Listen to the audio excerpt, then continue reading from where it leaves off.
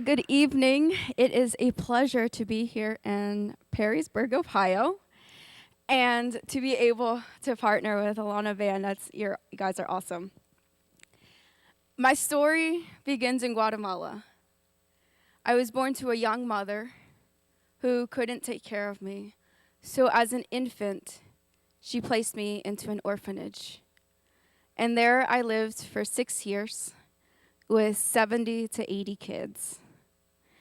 And as an orphan, nothing is ever yours.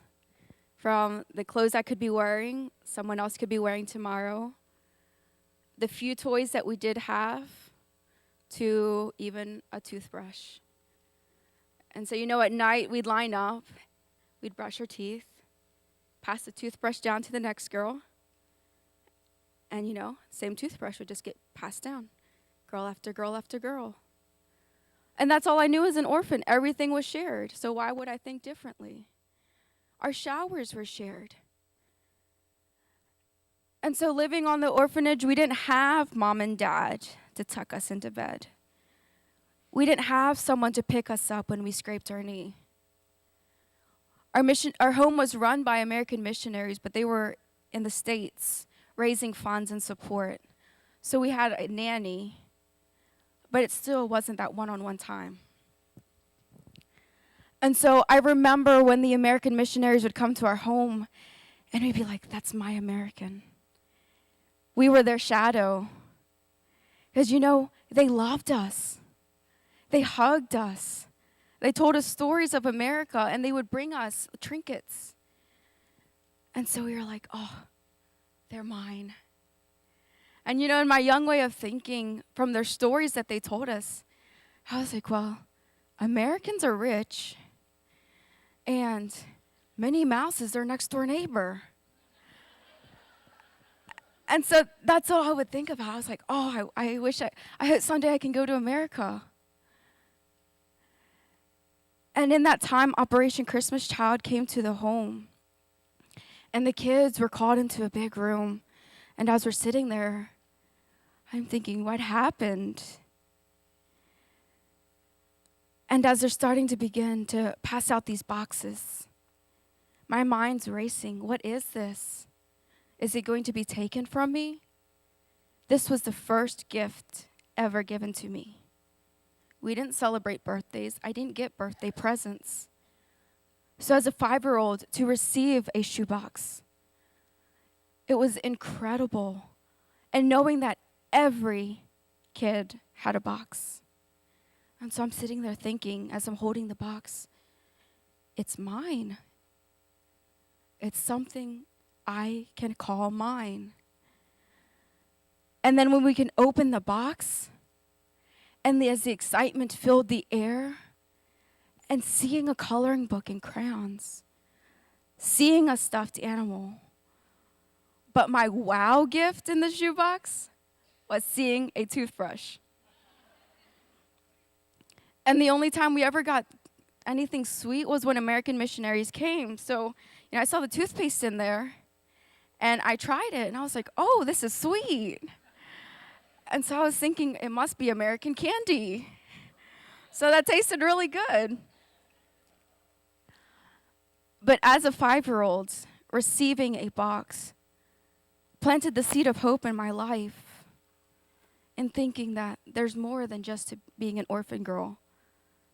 Someone loves me. Someone made it for me, and they knew what I wanted.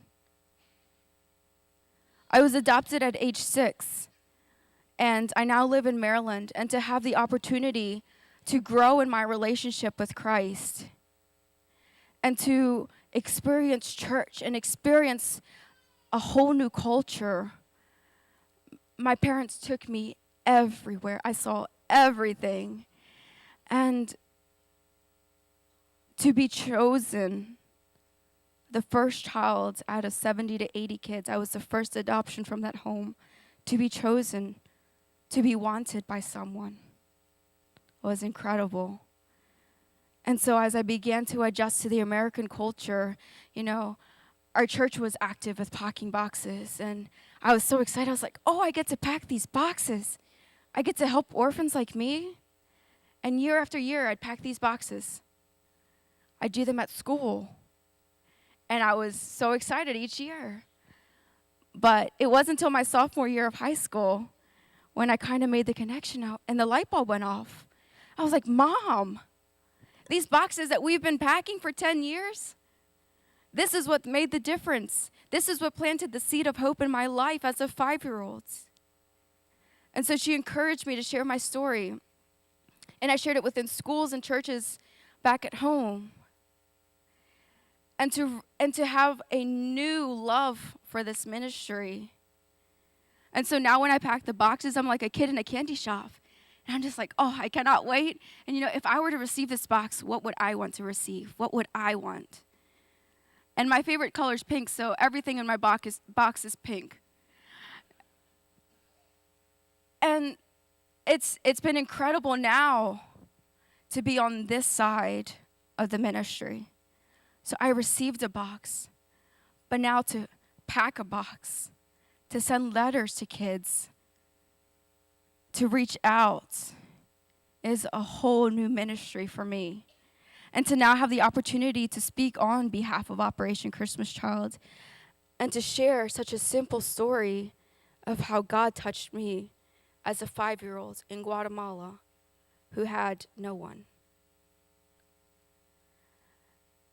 It's been an incredible journey to watch that seed grow, to watch God water me along the path. And almost 14 years later, it's been awesome. And to be traveling with these wonderful people. And my best part of now speaking on behalf of Operation Christmas Child is to see this. To see the volunteers that work so hard year-round. To see the churches excited about this ministry. To see you guys here listening to this opportunity and to being a part of this. And I'm one of 124 million kids that have been touched by this ministry. I'm one story. And as Ren Collective's song goes, it only takes a spark to start a whole blaze. This is the gospel opportunity. This is the spark that is set in a child's life. They get excited about hearing about someone that loves them, that Jesus loves them, and that someone made this for them. Yes, it's a box of items, but the internal impact that it has. And so they get excited about learning about Jesus. They tell their friends. They tell their family. Villages are saved. Communities are saved. And that is the fire for God across the world. And so through this ministry, we have the opportunity to be missionaries, to reach places that we would have never imagined. And so on behalf of 124 million children, I want to say thank you for what you're doing. Thank you for your excitement in this ministry. Thank you for the boxes you prepare. Thank you for your prayers, because that is the utmost important thing that can go into the box. Thank you for allowing me this opportunity to be here and to share my story.